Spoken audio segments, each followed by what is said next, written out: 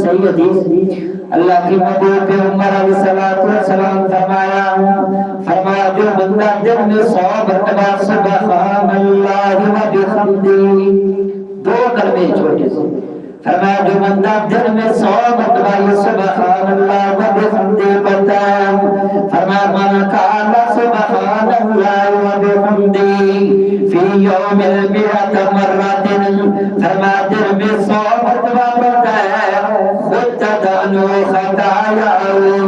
اللہ اس کی خطاؤں کو معاف کر دیتے ہیں۔ اللہ کی محبوب پیغمبر کی کتنی غلطیاں اللہ معاف کرتے ہیں، کتنے گناہ معاف کرتے ہیں۔ فرمایا کانت مثل زبد البحر،